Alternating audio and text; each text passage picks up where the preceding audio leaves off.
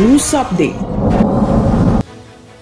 Mula sa himpilan ng 89IB, ito po si Maris D. De La Cruz, maghahatid sa inyo ng mga balita at impormasyon sa seguridad, kapayapaan at pag-unlad sa probinsya ng Davao del Norte, Davao City at Bukidnon. Pinakaunang flag raising ceremony ng Barangay Pandaitan 2024, dinaluhan. Tunghayan ang pamimigay ng mumunting regalo ng 89IB para sa mga kabataan sa Barangay Dao. Mga bagong nakatalagang privates, malugod na tinanggap na mapabilang sa pamilyang makatao. At tunghayan ang pagsalubong ng Makatao Troopers sa bagong taong 2024 na puno ng pag-asa na harapin ang mga hamon sa hinaharap. Makatao News Update. Pinangunahan ni Honorable Ananias Bersano, Barangay Captain ng Pandaitan, Paquibato District at sinuportahan ng mga tauhan mula sa 89IB na kinatawan ni Staff Sergeant JPC Barikawa, Philippine National Police at iba pang lokal na organisasyon ang unang flag raising ceremony sa taong 2024 na ginanap sa Pandaitan Covered Court, Tibungol, Paquibato District. Sa nasabing seremonya ay nasagawa ng isang lektura patungkol sa kultura sa seguridad sa mga barangay functionaries. Ang layunin ng aktibidad ay magbigay ng kaalaman at isulong ang pakikilahok ng mga mamamayan sa pagpapanatili ng kaayusan at kapayapaan sa kanilang komunidad. Dagdag pa dito ay namahagi ng leaflets bilang bahagi ng Massive Awareness Campaign upang lalo pang maipalaganap ang impormasyon patungkol sa security initiatives ng unit. Katatapos lamang ng Pasko, ngunit hindi nawala ang diwa ng pagbibigayan at pagmamahalan sa anumang panahon.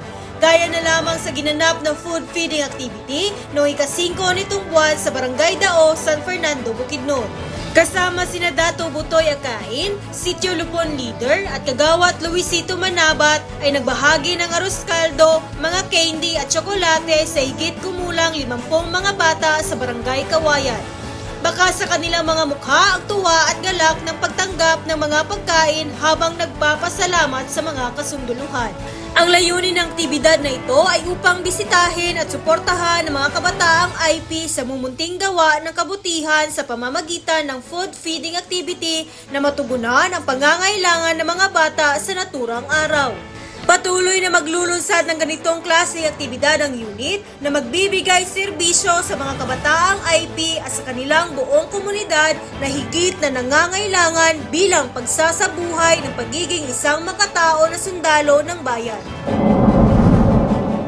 Malugod na tinanggap ng 89th Infantry Makatao Battalion ang bagong miyembro ng unit sa isang traditional na reception rites ng Philippine Army na ginanap sa ACP, Sitio Malantao, Barangay Halapitan, San Fernando, Bukidnon noong ika-4 ng Enero taong kasalukuyan.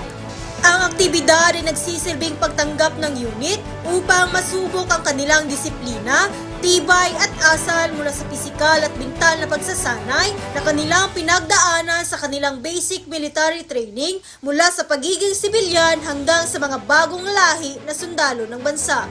Malugod na tinatanggap ng Makatao Batalyon ang 5 privates bilang bahagi ng matibay na magkabuklod na pamilya na handang magbigay ng responsibilidad na magturo at mamuno bilang mga huwaran para sa mga junior na ito.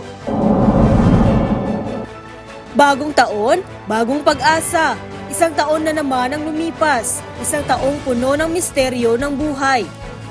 Sa pagpasok ng taong 2024, matinding pag-asa at positibong pananaw ang bitbit ng Makatao Troopers upang harapin ang mga bagong hamon at pagkakataon sa tulong at gabay ng ating Panginoon. Bilang paghahanda, kami ay magiging tapat at maaasahan na ipagpapatuloy ang mga nasimulang aktibidad kasama ang suporta ng mga stakeholders, iba't ibang ahensya ng gobyerno at maging mga kaibigan sa paghatid ng mga serbisyo sa mga mamamayan. Hindi titigil ang 89IB na puksain ang impluwensya ng komunistang teroristang grupo sa mga komunidad at tuluyang buwagin ang mga natitira nilang kasapi sa buong lugar ng nasasakupan. Sa pamamagitan ng pagkakaisa at pagpapatuloy sa pagsasabuhay ng mga sinumpaang tungkulin, mananatili kaming matatag at maninindigan sa tama, Dahil ang inyong suporta kasama ang aming mga stakeholders at aming pamilya ang maging inspirasyon at magsisilbing lakas para sa nakaatas na tungkulin. At siya nagtatapos sa mga balita mula sa nasasakupan ng 89 IP.